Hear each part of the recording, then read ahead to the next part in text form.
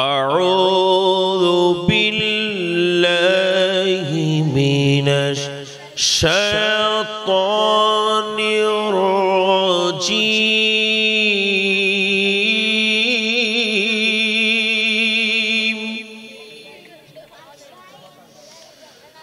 بسم الله الرحمن الرحيم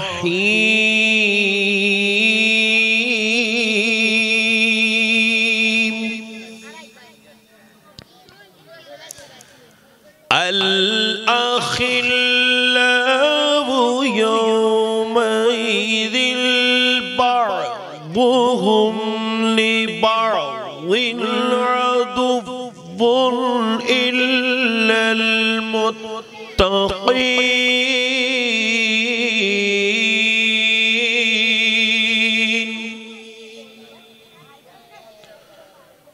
صدق الله مولانا العظيم وبلغ رسوله النبي الكريم مولاي صل وسلم وبارك عليه আঞ্জুমানে আশিকানে মুস্তাফা তরুণ পরিষদ তালুকদার বাড়ি শাখার ব্যবস্থাপনায় ইমামে আজম হযরত সৈয়দনা ইমাম আবু হানিফা নু'মান ইবনে সাবিত রাদিয়াল্লাহু তাআলা আনহু এবং সুলতানুল আরিফিন বুরহানুল আশিকিন হযরত সুলতান বায়েজিদ বুস্তামি রাদিয়াল্লাহু তাআলা আনহুর ওরসে পাক উদযাপন উপলক্ষে আয়োজিত আজকের এই আজিমুশ শান মাহফিলের সম্মানিত সভাপতি মহোদয়, উপস্থিত মুহিব্বানে রাসূল, নাজরিন নাজরাত, সামিঈন সামিআত রহমানি ওয়া রাহিমাকুমুল্লাহ তাআলা, আসসালামু আলাইকুম ওয়া রাহমাতুল্লাহি ওয়া বারাকাতুহু। সর্বপ্রথম আমি আপনাদেরকে একটা শুভ সংবাদ দিয়ে যাই। শাবানুল মুকাররম এটা হচ্ছে ওই বরগুজিদা মাস যে মাসের মধ্যে মা আয়েশা সিদ্দিকা রাদিয়াল্লাহু তাআলা আনহা এলান করছেন, আমি প্রায় সময়ে আমার রাসূলকে এই মাসের মধ্যে আমার বিছনায় পেতাম না। আমার রাসূল এই শাবানুল মুকাররমের মাসের মধ্যে বেশিরভাগ সময় তিনি জান্নাতুল বাকি শরীফের কবরস্থানের মধ্যে গিয়ে আল্লাহর দরবারে চোখের পানি ছেড়ে কাঁদতেন। একটু বড় করে বলেন। আচ্ছা, রাসূল যখন জান্নাতুল বাকি শরীফের কবরস্থানে যেতেন, আল্লাহর নবী রাত্রিবেলা কবরস্থানের মধ্যে গিয়ে চোখের পানি ছেড়ে কাঁদতেন। আচ্ছা, এখন আমরা যারা বসেছি, আমরা কোথায় বসেছি? কবরস্থানের পাশে কিনা? কোথায় বসেছি? এটা কবরস্থান না আমার পাশে? আমরাও কবরস্থানের পাশে বসে আল্লাহর স্মরণ করব, আল্লাহর জিকিরের মধ্যে মনোনিবাস করব। আমরাও শাবান মাসে আমার কমলিওয়ালা নবী যেমন রাত্রিবেলা ইবাদত করতেন, আমরাও রাত্রিবেলা ইবাদত করছি। আমার কমলিওয়ালা নবী যেমন ওই রাত্রিবেলা কবরস্থানের মধ্যে গিয়ে চোখের পানি ছাড়তেন, আমরাও সেই সুন্নত আদায় করার জন্য বসে গেছি। তাইলে আজকের রাতটা কি আমাদের জন্য শুভনীয় নয়? কবর জিয়ারত যখন বলা হয়, অনেকেই এটার বেদাতের ফতোয়া দেয়, শিরকের ফতোয়া দেয়। মুসলিম শরীফের প্রথম খণ্ড, আবু দাউদ শরীফের দ্বিতীয় খণ্ড, নাসাই শরীফের মধ্যে আছেন, বাইহাকি শরীফের মধ্যে আছেন, মিশকাত শরীফের মধ্যে আছেন। আল্লাহর নবীর প্রিয় সাহাবী হযরত সাইয়্যিদনা আনাস বিন মালিক রাদিয়াল্লাহু তাআলা ইনি বর্ণনা করতে লাগলেন, قال رسول الله صلى الله عليه وسلم كنت نهيتكم عن زيارة القبور। আল্লাহর নবী হুজুর পুরনুর সাল্লাল্লাহু আলাইহি ওয়াসাল্লাম এলান করেন, আমি রাসূল তোমাদেরকে কবর জিয়ারত নিষেধ করেছিলাম, কিন্তু আলা ফাজুরুহা ফাইন্নাহু ইউরাকুল কলবু ওয়া তাতমাআল আইনা ওয়া তুযাক্কিরুল আখিরা। কিন্তু আমি রাসূল এখন তোমাদেরকে ওই কবরস্থানের জিয়ারতের নির্দেশ দিচ্ছি, কারণ তোমরা যখন কবরস্থানের মধ্যে জিয়ারত করবা, এই কবরস্থানের জিয়ারতের মাধ্যমে তোমাদের এই কলব এটা নরম হয়ে যাবে এবং তোমাদের চোখ দিয়ে পানি বের হবে এবং সঙ্গে সঙ্গে তোমরা আখিরাতের কথা স্মরণ করবা। একটু বড় করে বলেন। তাহলে আমার রাসূল বলছেন তোমরা কি করো? কবরের জিয়ারত। আমি আগে নিষেধ করেছিলাম, যখন আল্লাহ জাল্লা শানু আমাকে কবর জিয়ারতের নির্দেশ দেয় নাই তখন নিষেধ করেছিলাম, কিন্তু আমি রাসূল এখন তোমাদেরকে নির্দেশ দিচ্ছি তোমরা কবরস্থানের মধ্যে জিয়ারত করো। ওই কবরস্থানের মধ্যে যখন তোমরা যাবা, সঙ্গে সঙ্গে তোমার কলবটা নরম হয়ে যাবে। কথা বলেন ঠিক কিনা? আচ্ছা একটু চিন্তা করে দেখুন তো, কবরস্থানের মধ্যে গেলে আমাদের কলব নরম হয় কিনা? কথা বলেন। কলব নরম হয়, চোখের পানি আসে এবং সঙ্গে সঙ্গে ওই পরকালের কথা স্মরণ হয়। আমাদের মা বাবা, আমাদের আত্মীয় স্বজন যেমন ওই কবরস্থানে চলে গেছেন, একদিন আমাকেও যেতে হবে। কথা বলেন ঠিক কিনা? আচ্ছা ছাড় কারো কি আছে এখানে? কেউ কি বলতে পারবেন হুজুর আয় কবরস্থানে যেতাম? সবচেয়ে সেরা শক্তি যেটা, সেটার নাম হলো মত। মত প্রত্যেকের আসবে, হিন্দু হোক মুসলিম হোক নয়, বরং জীবজন্তুরও মত আছে, ঠিক কিনা? জীবজন্তুরও মত আছে, নয় গাছপালারও মত আছে। সবকিছুকে একদিন মারা যেতে হবে, মৃত্যুর স্বাদ গ্রহণ করতে হবে। কেন? কারণ আমার আল্লাহ বলছেন কুল্লু নাফসিন যায়কাতুল মউত।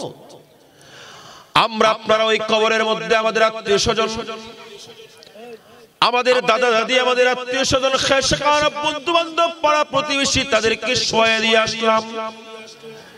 শোয়া দেওয়ার পরে আমরা যদি মনে করি আমরা তাদেরকে তো দাফন করে দিয়েছি, তারা ওই কবরের মধ্যে মরে পড়ে আছেন, তাইলে আমি ভুল করেছি। কারণ ওই কবরের মধ্যে আপনি রেখে আসছেন ঠিকই, ইনি মরে যান নাই, বরং একজন মুমিন বান্দা যখন ওই কবরের মধ্যে আপনি শোয়া দিয়েছেন, আমার কমলিওয়ালা নবী এলান করতে লাগলেন কবরের মধ্যে শোয়াতে দেরি হবে না, আল্লাহর পক্ষ থেকে দুজন ফেরেশতা আসবেন। ওই দুজন ফেরেশতা, একজনের নাম মুনকার, আরেকজনের নাম নাকির। এই দুজন ফেরেশতা এসে ওই বান্দাকে আবার তুলে বসাবেন। ওই বান্দাকে তুলে বসানোর পরে এই বান্দাকে প্রশ্ন করা শুরু করবেন। আমার ভাইয়ের, আমার প্রশ্ন হলো, ওই বান্দাকে প্রশ্ন করবেন কি মরা মানুষকে নাকি? কথা বলেন না। প্রশ্ন কি মরা মানুষের করা যায়? মরা মানুষের প্রশ্ন করা যায় না? আল্লাহর নবী বলেন যখন মানুষ ইন্তেকাল করার পরে কবরস্থ করা হলো, তাদেরকে তুলে বসানো হবে। আমরা আপনারা ওই কবরের পাড়ের মধ্যে ভালো করে মাটি দিয়ে আমরা ওই কবরকে সুন্দর করে সাজিয়ে দেই। সুন্দর করে সাজিয়ে দিয়ে যখন আমি চলতে থাকলাম, আমি কিন্তু জানি না ওই কবরের মানুষটা আমাকে দেখতে পাচ্ছে কিনা, কিন্তু আমার কমলিওয়ালা নবী এলান করতে লাগলেন আপনি আমি ওই কবরের পারে দাঁড়িয়ে আছি, যাকে আমরা কবরস্থ করলাম ওই ব্যক্তি কবরে শোয়া দেওয়ার সঙ্গে সঙ্গে আল্লাহ তাকে আবার রূহ ফেরত দিয়ে দিল, তাকে আবার রূহ ফেরত দিয়ে দিল। তাকে রূহ ফেরত দেওয়ার কারণে আপনি ওখান থেকে ফিরে আসতেছেন, আপনার স্যান্ডেলের আওয়াজ পর্যন্ত ওই ব্যক্তি কবরের ভেতর থেকে শুনতে পায়। যদি কোন নেককার বান্দা হয়, সে খুশি হয়ে যায়, সে খুশি হয়ে যায়, তখন আপনাদেরকে বলতে দেখেন যদি আমরা আমাদের কান্নাই শুনতে পাই না, আমার আত্মীয়, আমার স্বজনে, আমার বন্ধু,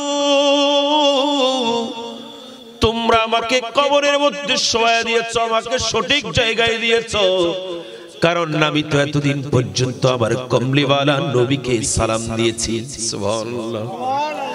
আমি আমার কমলিওয়ালা নবীকে সালাম দিয়েছি, আমার রাসূলকে স্মরণ করেছি, কিন্তু রাসূলের দিদার আমার হয় নাই।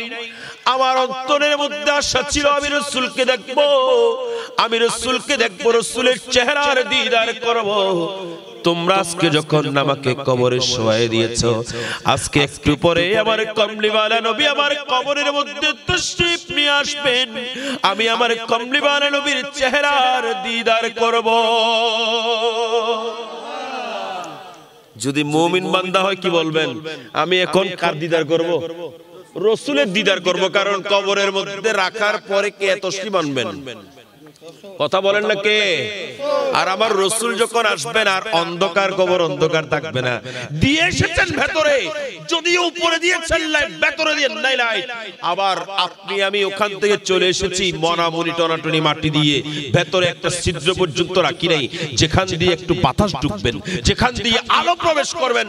কিন্তু আমার কমলিওয়ালা নবী হুজুরে পুরো নূর শাফি ইয়াউমিন নুশুর যখন ওই কবরের মধ্যে তাশরীফ আনবেন, সঙ্গে সঙ্গে আর অন্ধকার থাকবে না, আলোকময় হয়ে যাবে।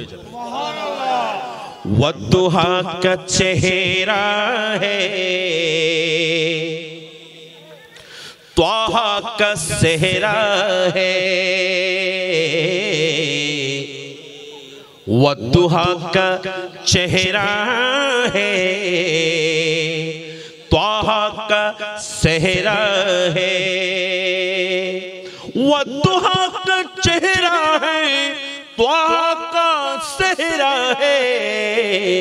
उनकी मुस्कुराने से ज़माना जगमगाया है, उनकी मुस्कुराने से ज़माना जगमगाया है। दो जहां के वाली का दो जहां पे छाया है। আমার রাসূল যখন তাশরীফ আনবেন আর অন্ধকার কবর থাকবে, রাসূল যখন কবরের মধ্যে তাশরীফ আনবেন, তখন কি আর আশিক যারা তারা আর বসে থাকতে পারবেন? সেজন্য ইমাম শেরে বাংলা বলেন, আমার কবর এমন ভাবে খনন করবা যেন আমি দাঁড়িয়ে আমার রাসূলকে সালাম দিতে পারি। সুবহানাল্লাহ। একটু বড় করে বলেন না। এজন্য একজন শায়ের বলেন, ইয়ে সোনা হে के गौर बहुत अंधेरी होगी, ये सुना है कि कब्र बहुत अंधेरी होगी, कब्र का खौफ न रखना ए दिल, कब्र का खौफ न रखना ए दिल, वहाँ सरकार की चेहरे की जियारत होगी, नात सरकार की पढ़ता हूँ मैं, बस इसी बात से घर में मेरे रहमत होगी, बस इसी बात से घर में मेरी रहमत होगी। একটু বড় করে বলি, আল্লাহর নবী হুজুর পুরনুর সাল্লাল্লাহু আলাইহি ওয়াসাল্লাম এলান করেন, ওই কবরের মধ্যে যখন প্রশ্ন করা হবে, প্রথম প্রশ্ন মান রব্বুকা, আপনার রবকে? আপনি উত্তর দিলেন রব্বি আল্লাহ। দুই নাম্বার প্রশ্ন করা হবে ওয়ামা দীনুকা, তোমার দিন কি? দুই নাম্বার প্রশ্নের উত্তর হবে দীনি আল ইসলাম। তিন নাম্বার প্রশ্ন যখন করা হবে, কবরের মধ্যে বলা হবে মা কুনতা, মা কুনতা, তাকুলু ফি হাক্কি হাযার রাজুল আল্লাযী বুইসা ফিকুম, তোমার কবরের মধ্যে আজকে যাকে দেখানো হচ্ছে, যাকে তোমরা দেখতে পাচ্ছ, এই ব্যক্তি সম্পর্কে তোমরা দুনিয়ার মধ্যে কি ধারণা করতে, দুনিয়ার মধ্যে কি বলতে, আজকে কবরের মধ্যে সে কি বলতে তা নয়, দুনিয়ার মধ্যে কি বলতে।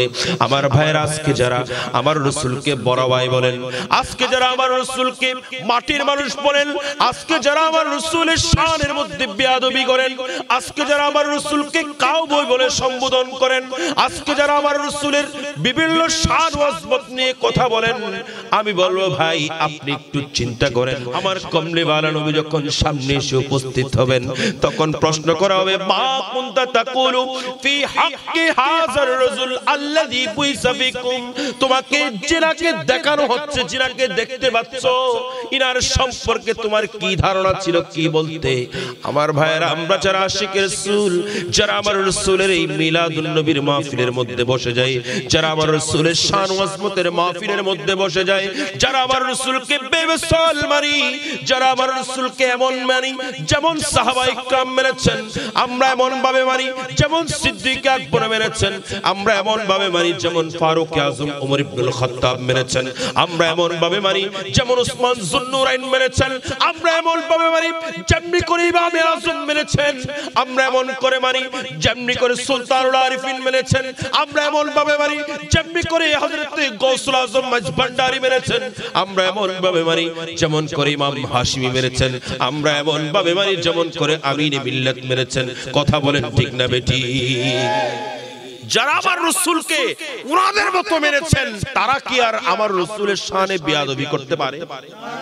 আমার রাসূল 10,000 সাহাবী নিয়ে ওই হুদায়বিয়া নামক স্থানের মধ্যে এসে উপস্থিত হয়েছেন, সাহাবীদেরকে নিয়ে উমরা করতে যাবেন আল্লাহর ঘরের মধ্যে। এখন কাফেররা বাধা দিয়েছে।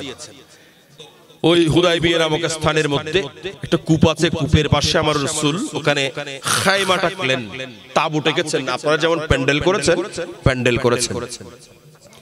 এখানে আবার রাসূল অবস্থান করছেন, আর হযরত সাইয়েদনা উসমান যুন্নুরাইন রাদিয়াল্লাহু তাআলা ওনাকে পাঠিয়েছেন, তুমি গিয়ে কাফেরদের সাথে কথা বলে আছো, আমরা ওখানে যুদ্ধ করতে আসতেছি না, আমরা এতগুলো মানুষ একসঙ্গে আসতেছি শুধুমাত্র আল্লাহর ঘরকে একটু নিজের কপালের চোখে দেখার জন্য। আমরাও চাই কিনা বলেন না? সবার আশা আছে তো? সারা বছর অনেকে ওমরা করে,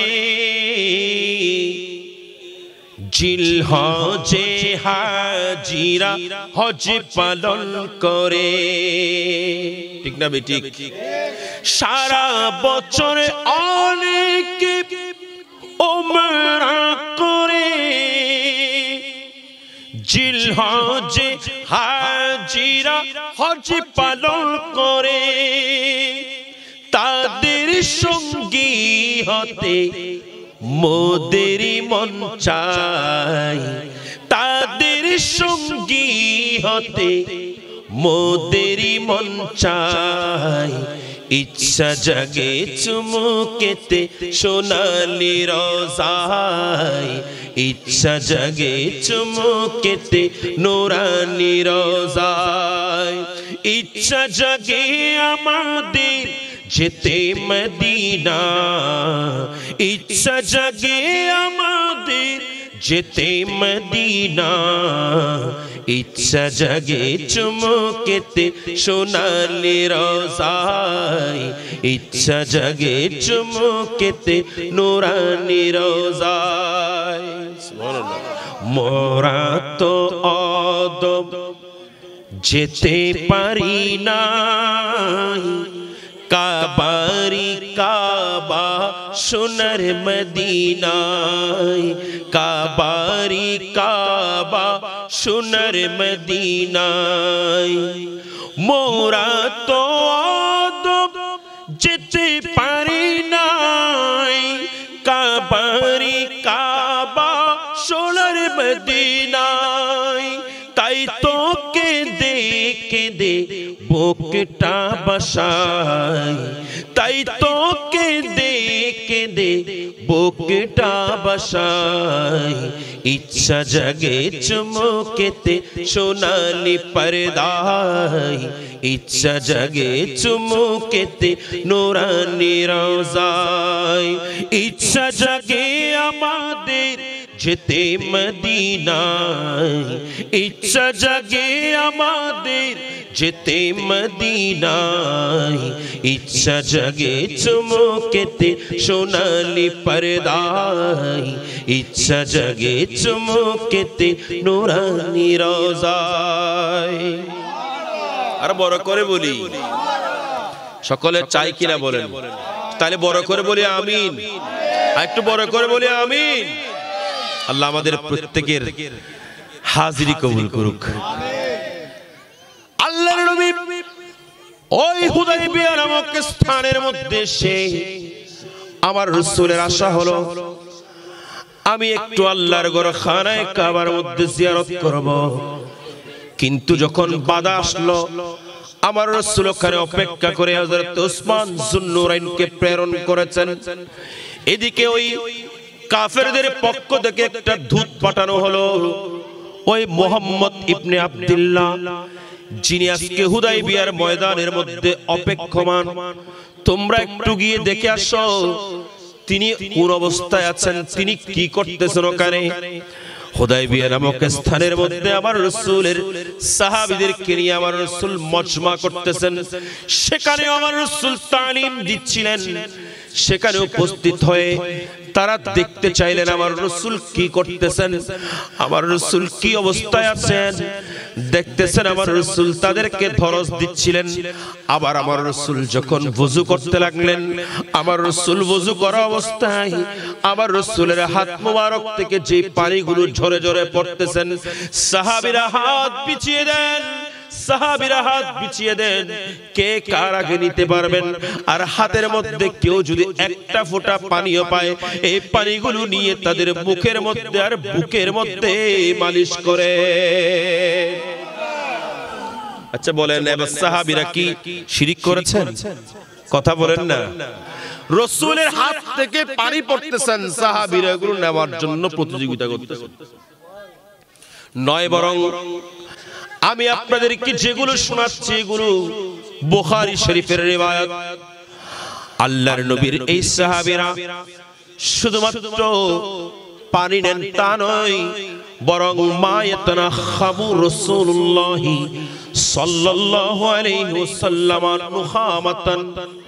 আমার রাসূল যখন আপন নাক মুবারক থেকে স্ল্যাশ মুবারক ফেলেন, স্ল্যাশ বুঝেন? শিন বুঝুন না বাজি? নমাতের বেগুন নমাতের বাজি বুঝুন না? শিন বুঝুন না? না হচ্ছে নজারার। আচ্ছা শিন যদি হনে কেউ ফেলাই দেয় ডাগদি কেউ তালিব দিব দিব হতা হন না।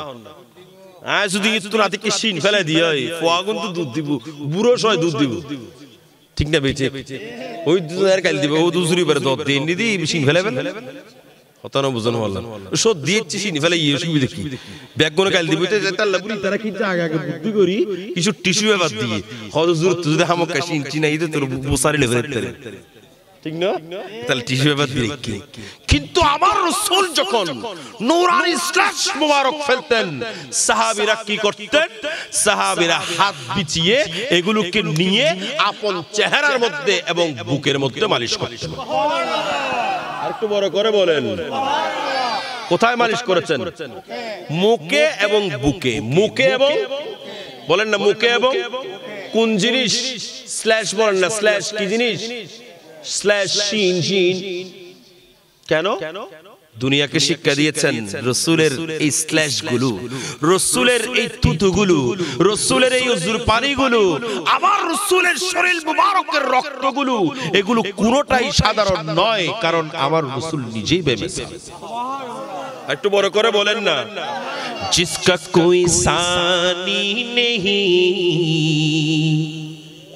ওরা তো হস্টেলানে হরবা नात फरद और तो जुरे वो तो तले मस्कर मस्कर नात फरद दी हॉस्टल ना जिसका कोई सानी नहीं वो नबी हमारा है नबी हमारा है जिसका कोई सानी नहीं, वो नबी हमारा है, वो नबी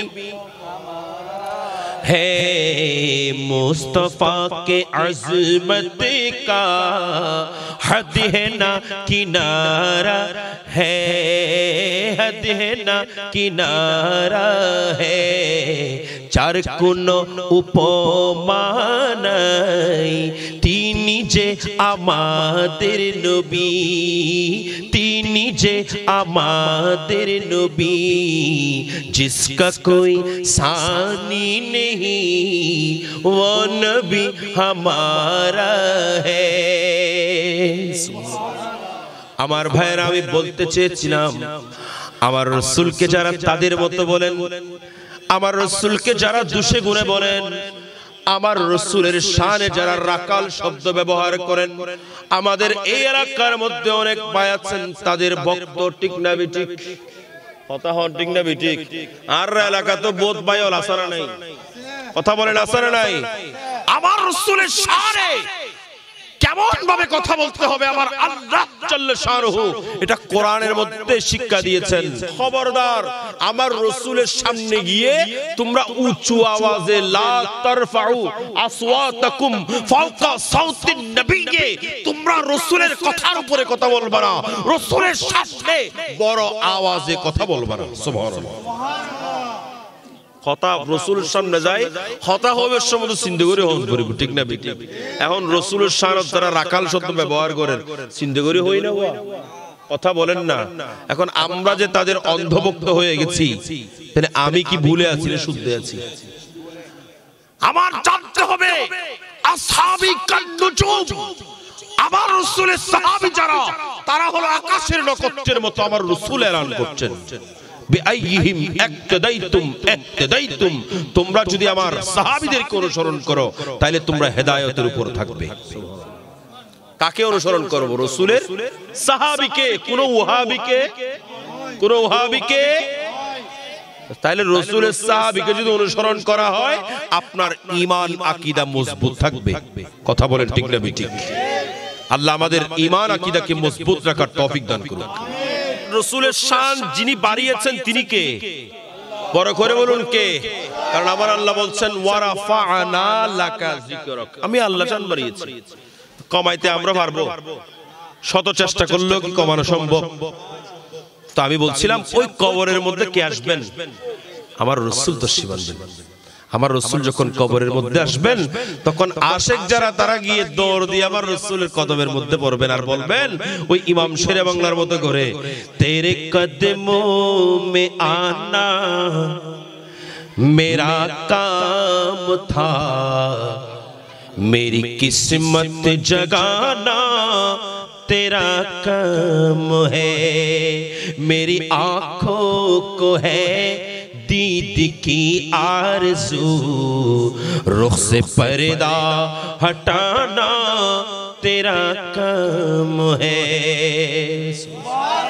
तेरे चौखटे कहाँ और कहा ये जबी, तेरे चौखट कहाँ और कहा ये जबी, तेरे फैज़ करमों की तो हद ही नहीं, जिनको दुनिया में ना कोई अपना कहे उनको अपना बनाना तेरा काम है, तेरे कदमों में आना मेरा काम था, मेरे किस्मत जगाना तेरा काम है। আমি বলছিলাম এই যে কবরস্থানের কথা মনে আছে আপনাদের? কবরস্থানের মধ্যে যাদেরকে শোয়াই দিয়েছেন মরে গেছে, কথা বলেন না।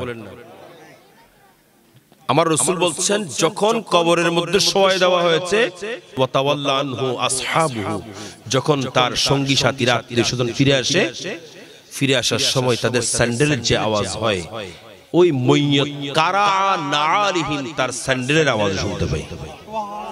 তো বড় করে বলেন তাহলে এখন মল্ল কই? ইন্তেকাল শব্দের অর্থ মুন্তকিল হওয়া, স্থানান্তরিত হওয়া।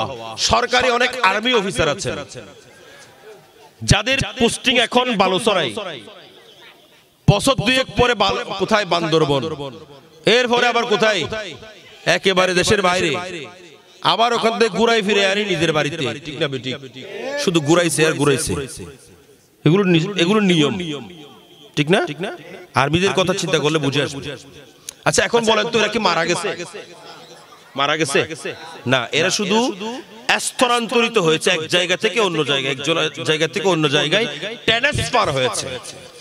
ঠিক তেমনিভাবে একজন মানুষ যখন ইন্তিকাল করেন, তাকে যখন কবরস্থ করা হয়েছে, আপনি মনে করবেন না মরে গেছে। তাকে সর্বপ্রথম সে ছিল আলমে আরওয়াহের মধ্যে, রূহানি জগতের মধ্যে ছিল, সেখান থেকে ট্রান্সফার করে আলমে বতনের মধ্যে, মায়ের পেটের মধ্যে ট্রান্সফার করা হয়েছে। বড় করে সুবহানাল্লাহ বলেন। কোথায়? মায়ের পেটের মধ্যে ট্রান্সফার করা হয়েছে। মায়ের পেট থেকে আবার তাকে ট্রান্সফার করা হয়েছে আলমে দুনিয়া, দুনিয়ার মধ্যে ট্রান্সফার করা হয়েছে।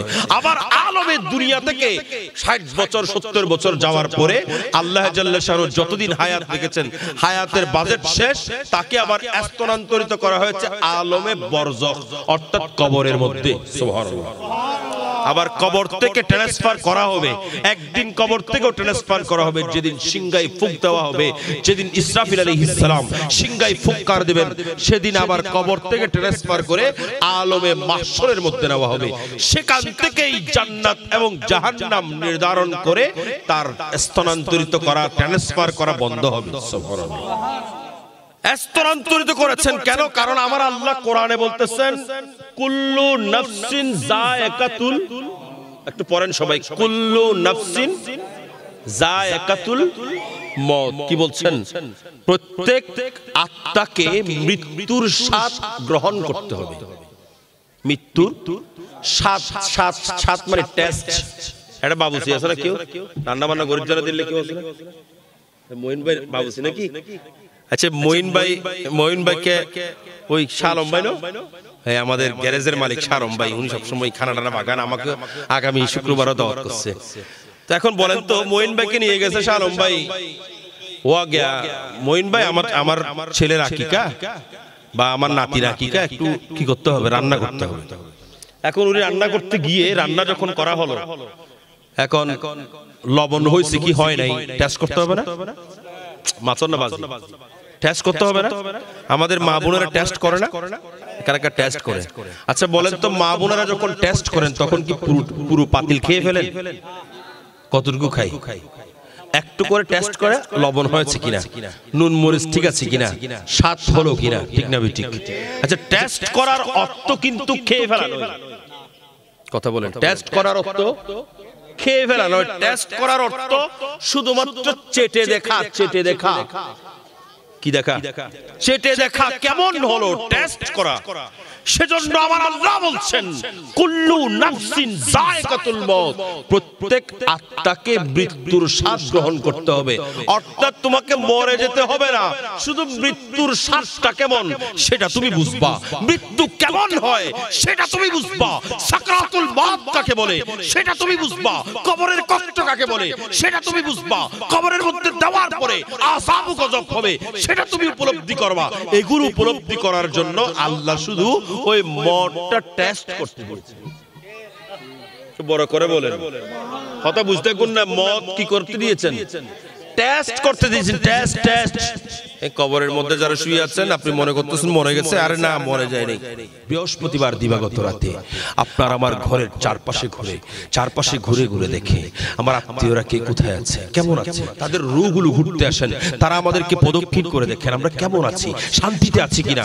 যদি আমাদেরকে দেখে আমরা শান্তিতে আছি, আল্লাহর শুকরিয়া আদায় করে, যদি দেখে আমরা কোনো অসুবিধায় আছি, আল্লাহর দরবারে ফরিয়াদ করে। আমার ভাইয়েরা, আমরা যারা কবরস্থানের মধ্যে গিয়ে আমাদের আত্মীয় স্বজনের জন্য দোয়া করি, আমরা বৃথা করি না, আমরা এমনি করি না। আমার রাসূল বলছেন তোমাদের কলব যেটা আছে, এই কলব এটা শান্ত হবে, এটা নরম হবে এবং তোমার চোখের পানি আসবে, তুমি আল্লাহর ভয় তোমার অন্তরে কাজ করবেন। সুতরাং তোমরা কবরের মধ্যে জিয়ারত করো। আবার ভাইয়েরা, কবরস্থানের মধ্যে আমরা জিয়ারত করতে যাব, কবরস্থানের মধ্যে গিয়ে আড্ডা মারতে যাব বড়গরি হন। কবরস্থানের মধ্যে আড্ডা মারতে যাব, কবরস্থানের দেওয়ালের উপর বসে বসে আমরা ফুরুত ফুরুত বিড়ি সিগারেট খাবো। অনেক কবরস্থানের পাশে বসে বসে গাঁজা খাই, তারপর কি বলে বিড়ি সিগারেট খাই, যা যা করার করে। আমার ভাইয়েরা একটু চিন্তা করে দেখেছেন তারা যে ভেতর থেকে দেখতেছেন আপনারা, সেটা কখনো আমরা চিন্তা করি নাই। ঠিক না বেঠিক? কথা বলেন ঠিক না বেঠিক? সেজন্য কবরস্থানের পাশ দিয়ে যাওয়ার সময় আপনি একেবারে নরম হয়ে সুন্দরভাবে যাবেন, কারণ তারা ওখান থেকে দেখতেছেন। আপনার বাবা, আপনার দাদা, যাদের সামনে আপনি দাঁড়িয়ে কখনো কথা বলেন নাই, যাদের সামনে দাঁড়িয়ে আপনি কথা বলা তো দূরের কথা, সামনে দাঁড়াতে আপনি থরথর করে কেঁপেছেন, তাদেরকে যখন কবরের মধ্যে শোয়াই দিয়েছেন, তাদের কবরের পাড়ে দাঁড়িয়ে আপনি সিগারেট খাচ্ছেন, আপনি গাঁজা খাচ্ছেন, আপনি ইয়াবা খাচ্ছেন, আপনি বাবা খাচ্ছেন। অনেক জায়গায় দেখবেন কবরস্থানের পাশে দেওয়াল নাই, যার কারণে কবরস্থানের ভিতর ঢুকে ওই ইয়াবা আর বাবা খায়। মনে রাখবেন, এই কবরস্থানের মধ্যে যারা শুয়ে আছেন তারা মরে যায় নাই, তারা আপনার জন্য দোয়া করছেন। আপনি যদি তাদের কবরে এভাবে করেন, আপনি মরার পরে আপনার কবরেও করবেন। ঠিক না বেঠিক? আপনি যা করবেন তা আপনার জন্য বিনিময় হিসাবে তৈরি হবে। সুতরাং কবরস্থানের মধ্যে যাবেন তো যাবেন, জিয়ারত করবেন, সূরা ফাতিহা পড়বেন, দোয়া করবেন, আল্লাহ পাক জাল্লা শানুহু এটার বিনিময় আপনাকে দান করবেন। সাধারণ মুমিন যদি জিন্দা হয়, ওরা কি মরে গেছে? আমরা আমাদের চোখ নাই বিদায় দেখি না, এরা জিন্দা, এরা জিন্দা নয়, বরং এরা ওই কবর থেকে আপনার কথাগুলো শুনতে পাচ্ছেন এবং আপনার জন্য আল্লাহর দরবারে দোয়া করছেন। যেটার প্রমাণ দিয়েছেন আমাদের ইমাম, সুন্নি জামাতের ইমাম, যিনি ইমাম আহলে সুন্নাত আওলাদ রাসূল হযরত সাইয়্যিদনা ইমাম শেরে বাংলা আল কাদেরী রহমাতুল্লাহি আলাইহি, ইনার একটা সিস্টেম ছিল। ইনি যখন কোন মাজারের মধ্যে যেতেন, কোন আল্লাহর ওলির দরবারে যেতেন, আমরাও জিয়ারতে আউলিয়া করি, বিভিন্ন মাজারাতের মধ্যে যাই, ইমাম শেরে বাংলা বিভিন্ন মাজারাতের মধ্যে যেতেন। কিন্তু ইমাম শেরে বাংলার নিয়ম ছিল, তিনি কোন মাজারের মধ্যে গেলে ওই মাজারের মধ্যে আল্লাহর ওলি যিনি শায়িত আছেন, আল্লাহর ওলি যিনি মদফুন আছেন, আল্লাহর ওলি যার আস্তানা, ওই আল্লাহর ওলির সঙ্গে তিনি কথা বলতে। আর বড় করে বলেন না, আমরা এমন ইমাম পেয়েছি যিনি সরাসরি মাটির উপর থেকে দাঁড়িয়ে মাটির ভেতরে কথা বলতে পারেন। আর বড় করে বলেন, ইমামুল ইশক ওয়াল মুহাব্বত গাজী দ্বীন মিল্লাত ইমাম শেরে বাংলা আল কাদেরী রহমাতুল্লাহি আলাইহি নাসিরাবাদ পাহাড়ের মধ্য দিয়ে উনি ওই পথ দিয়ে যাচ্ছিলেন কোন এক জায়গায় মাহফিল করার জন্য। উনি সুলতানুল আরিফিন বায়েজিদ বুস্তামির আস্তানার মধ্যে ঢুকলেন, সেখানে নামাজ আদায় করেছেন। সেখানে নামাজ আদায় করার পরে ইনি আবার মনে মনে খেয়াল করলেন, আমার তো নিয়ম হলো আমি যেই মাজারের মধ্যে যাই, যেই ওলির দরবারের মধ্যে যাই, ওই ওলির সঙ্গে একটু কথা বলি। কিন্তু আমি আজকে জিনার মাজারের মধ্যে আসলাম, ইনার মাজার তো এখানে না, ইনার মাজার তো ইরানের মধ্যে, ইনার মাজার তো বুস্তাম শহরের মধ্যে, উনি তো এখানে থাকেন না, এখানে শুধুমাত্র ইনার আস্তানা আছে, এই বায়েজিদ বুস্তামির আস্তানা, এখানে তো উনি থাকেন না। এই চিন্তা করে ইমাম শেরে বাংলা আল কাদেরী রহমাতুল্লাহি আলাইহি দরগাহের ভেতরে প্রবেশ করেছেন। দরগাহের ভেতরে প্রবেশ করে উনি কিছুক্ষণ বিভিন্ন দোয়া দিয়ে তেলাওয়াত করে মুনাজাত করে শেষ করেছেন, জিয়ারত শেষ করেছেন। উনি জিয়ারত শেষ করতে না করতেই ওনার সামনে একেবারে একজন সুন্দর লেবাসধারী মানুষ দাঁড়িয়ে আছেন। এত সুন্দর লেবাসের একজন মানুষ, নূরানী সুরতের মানুষ, উনি দেখে অবাক হচ্ছেন, এত সুন্দর চেহারার মানুষ। ওনাকে সালাম দিলেন, উনি সালামের উত্তর দিলেন। তিনি বলতে লাগলেন, আমার দাফন যদিও ইরানের বুস্তাম শহরে হয়েছে, কিন্তু আমি সুলতানুল আরিফিন, আমি বায়েজিদ বুস্তামি শুধুমাত্র বুস্তাম শহরে থাকি না, বরং আমি এই চট্টগ্রামের নাসিরাবাদের মধ্যে থাকি। আর বড় করে বলেন, আমি বলছি না, কে বলছেন? ইমাম শেরে বাংলা, শেরে বাংলা কে বলতেছেন? শেরে বাংলা এখন এই কথা কি রদ করতে পারবেন? উনি ওনার দিওয়ানে আজিজ শরীফের মধ্যে, ওনার বিখ্যাত কিতাব দিওয়ানে আজিজ শরীফের মধ্যে উনি এটার নকল করেছেন, এটা বিশ্লেষণ করেছেন। সুবহানাল্লাহ। উনি লিখতেছেন মদফনে ও গরচে গশতা দরমিয়ানে বুস্তান খাবগা খশ গশতে আকনু দরমিয়ানে চাটগাম। আসসালাম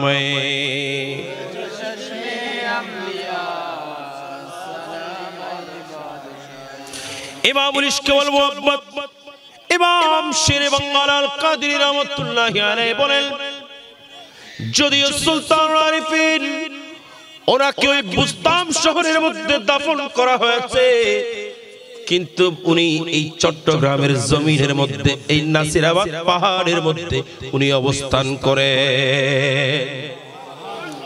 সেজন্য আমি ইমাম শেরে বাংলা এটা এমনি বলছি না, আমি ইমাম শেরে বাংলা ওনার জিয়ারত করে ওনার সঙ্গে কথা বলে আমি এই কথাগুলো তোমাদেরকে স্বীকৃতি দিয়ে যাচ্ছি।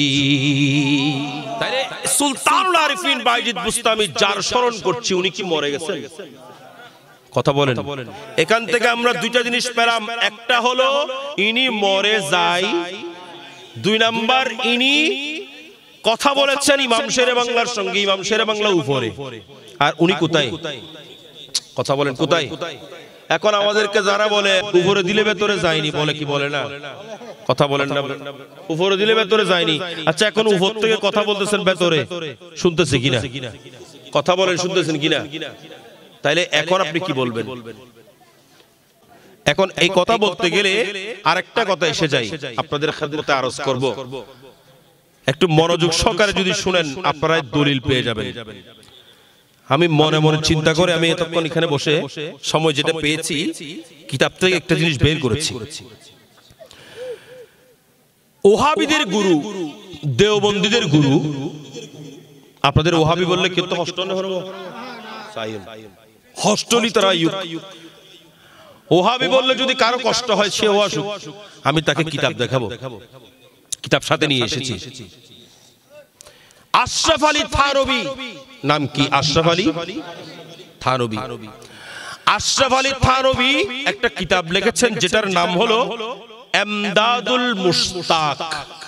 ইমদাদুল মুশতাক, এটা উনি লিখেছেন ওনার পীর মুর্শিদের শানে, ওনার পীর মুর্শিদের কথাগুলো, ওনার পীর মুর্শিদের বক্তব্যগুলো, ওনার পীর মুর্শিদের ওয়াজ তাকরীর, এগুলো সবগুলো ওই বইয়ের মধ্যে উনি রেকর্ড করেছেন। ওনার পীর মুর্শিদ ছিলেন হাজী ইমদাদুল্লাহ মুহাজিরে মক্কি। ওনার পীর মুর্শিদ হলেন নূর মোহাম্মদ চিশতি। নূর মোহাম্মদ চিশতি। আমার পীর মুর্শিদের পীরের নাম হলো নূর মোহাম্মদ চিশতি। আমার পীর মুর্শিদ ওনাকে খুব ভালোবাসতেন, আমার পীর মুর্শিদকেও নূর মোহাম্মদ চিশতি খুব ভালোবাসতেন।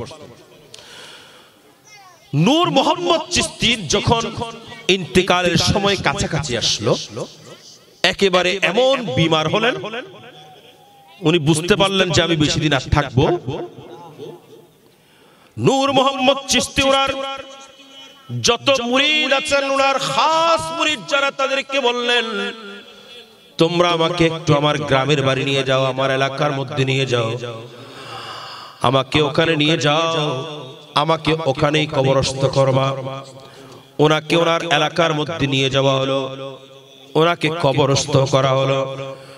হাজী ইমদাদুল্লাহ মুহাজিরে মক্কি বলেন, আমি প্রায় সময় আমার পীর মুর্শিদের জিয়ারতের মধ্যে যেতাম, ওখানে গিয়ে আমি সূরা ফাতিহা, বিভিন্ন সূরা তেলাওয়াত করতাম, জিয়ারত করে চলে আসতাম।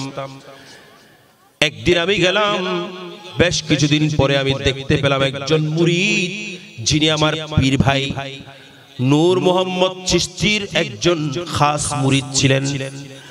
এই খাস মুরিদ ওনার মাজারের মধ্যে জিয়ারত করতেছেন। উনি জিয়ারত করে চোখের পানি ছেড়ে কাঁদতেছেন। অনেকক্ষণ পর আমি যখন ওনার জিয়ারত শেষ হলো, ওনার সঙ্গে কথা বললাম, ভাই তোমাকে অনেকদিন পরে তোমার সঙ্গে আমার সাক্ষাৎ হলো, কেমন আছো বলো? ওই ব্যক্তি বলেন, হুজুর আমি তো খুব ভালো আছি, আমি আগে ভালো ছিলাম না, এখন খুব আরামে আছি। আমি একদম গরিবী হালতের মধ্যে ছিলাম, আমার পীর মুর্শিদ মাজার থেকে আমাকে সহযোগিতা করে আজকে আমাকে তাওয়াঙ্গারি হালত বানিয়ে দিয়েছে। কে লিখতেছেন এগুলো? আশরাফ আলী থানভী লিখতেছেন এমদাদুল মুশতাক কিতাবের মধ্যে। ওনার পীর মুর্শিদ হাজী এমদাদুল্লাহ মুহাজির মক্কি, আশরাফ আলী থানভীর পীর মুর্শিদ, ওনার পীর মুর্শিদ নূর মোহাম্মদ চিশতির কথা বলে উনি এই কিতাবের মধ্যে এনেছেন।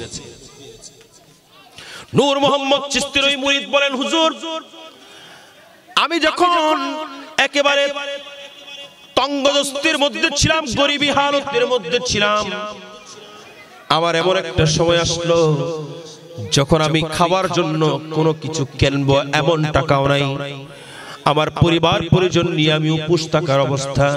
আমি আমার পীর মুর্শিদের মাজারের মধ্যে একদিন চৌকট ধরে কাঁদতে লাগলাম, আমার পীর মুর্শিদ আমি তো আপনার প্রেমিক, আমি তো আপনার মুরিদ, আমি তো আপনার দরবারের গোলাম, আমার এখন গরিবী হালত, আমি কিভাবে করে আমার জীবন যাপন করব? ওগো আমার পীর মুর্শিদ আমার দিকে একটু নজর করুন, আমার দিকে একটু দয়ার দৃষ্টি করুন। আমি এইভাবে যখন কাঁদতে লাগলাম, আমি আওয়াজ শুনলাম আমার পীর মুর্শিদ মাজার থেকে আমাকে ডাক দিয়ে বলছেন, এ আমার মুরিদ তুমি বেশি চিন্তা করিও না, টেনশন করিও না, তোমার যখন টাকা লাগবে তুমি প্রত্যেকদিন সকাল বেলায় এসে আমার মাজার জিয়ারত করে আমার এই গিলাফের ভেতর থেকে প্রত্যেকদিন 2 টাকা করে নিয়ে যাবে। কটিয়া? 2 টিয়া, 1 টিয়া, 2 টিয়া, অথবা 2 টিয়া অথবা 1 টিয়া। 1 টিয়া দিয়ে মানুষই ভাগ পারবে না, সিন্ধু বাবু মনে মনে। কিন্তু এগুলো তো আজকের কথা না, এগুলো 200 বছর আগের কথা।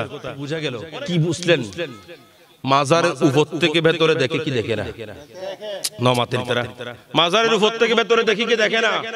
এখন কেউ যদি বলে হুজুর মাজারের উত্তুন ভিতরে হুতুন দেহের, তাহলে আমি বলবো আপনি একটু আপনাদের ইমাম যিনি আশরাফ আলী থানভী তার কিতাব এমদাদুল মুশতাক পড়ুন, আপনি নিশ্চয়ই দেখতে পাবেন মাজারের উপর থেকে ভেতরে শোনা যায় কিনা। ঠিক না বিঠিক? তো বড় করে বলেন ঠিক কিনা? তাহলে বোঝা গেল আমাদের ইমামরাও এটা স্বীকৃতি দিয়েছেন, তাদের ইমামও স্বীকৃতি দিয়েছেন।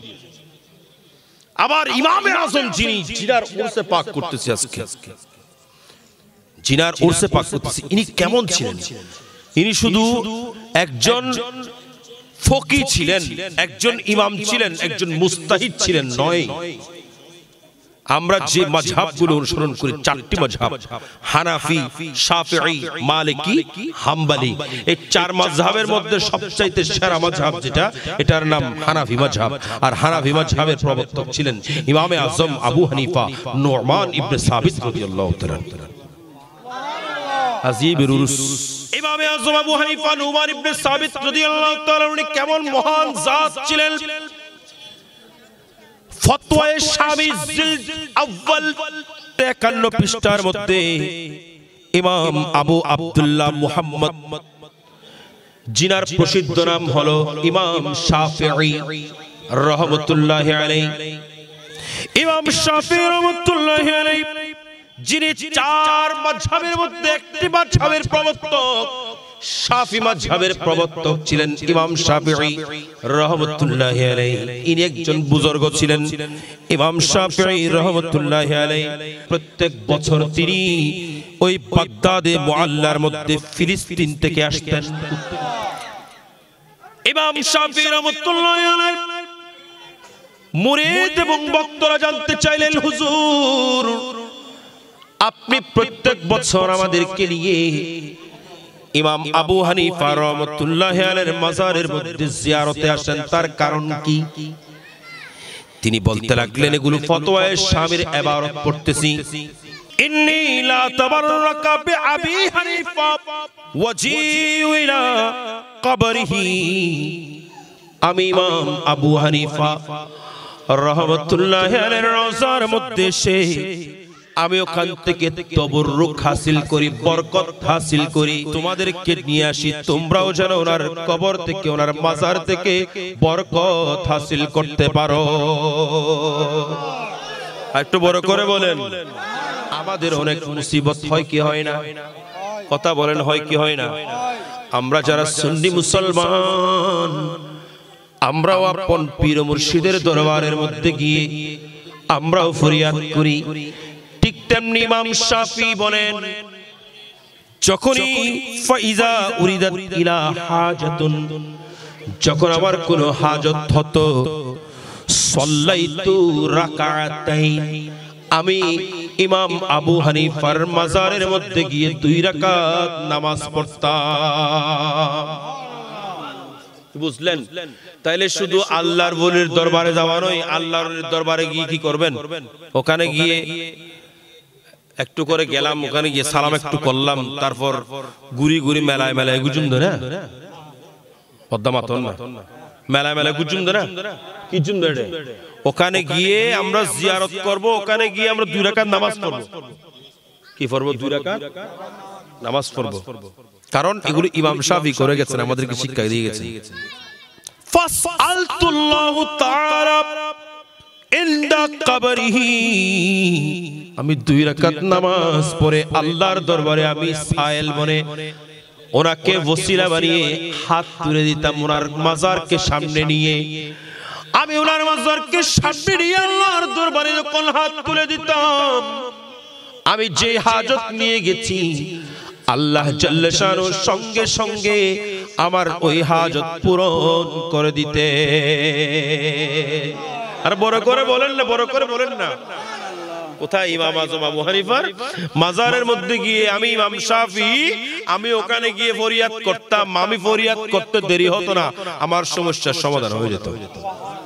ইমাম শাফি যখনই কোনো মশলার মধ্যে বেজে যেতেন, উনি ইমাম আজমের দরবারে যেতেন। শিক্ষা দিয়েছেন মাজারে যাওয়া শিরক, বেদাত, হারাম নয়, বরং শিক্ষা দিয়েছেন ইমাম শাফিঈ রাহমাতুল্লাহ আলাইহি।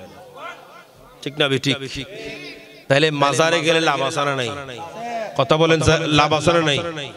আপনি যে মাজার ভাঙার জন্য প্রস্তুতি নিয়েছেন, যারা আজকে মাজার ভাঙতেছেন বিভিন্ন দলের নাম দিয়ে, ভাই আপনি মাজার ভাঙতেছেন ঠিকই, কখন যে আপনি ভাঙি যাবেন সেটাও আপনি জানবেন না।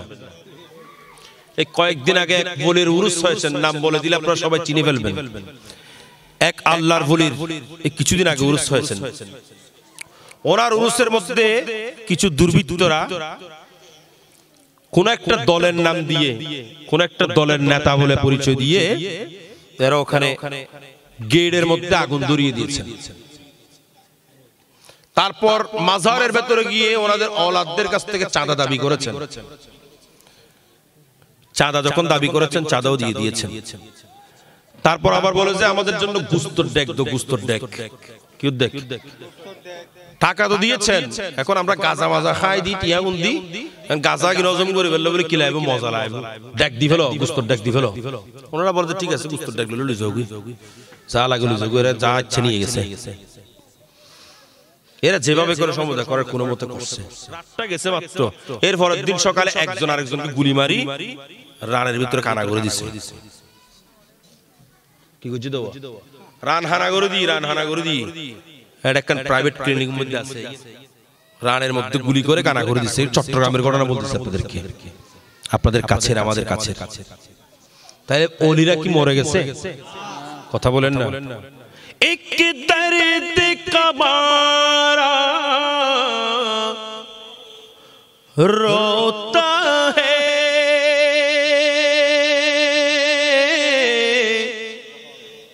जब सारा आलम सोता है, जब सारा आलम सोता है, उस दर्द मोहब्बत के सदके अब जिक्र नबियों होता है, उस दर्द मोहब्बत के सदके अब जिक्र नबियो होता है। जिंदा है वही, जीता है वही, वल्लाह वही है वलीउल्लाह, वल्लाह वही है वलीउल्लाह।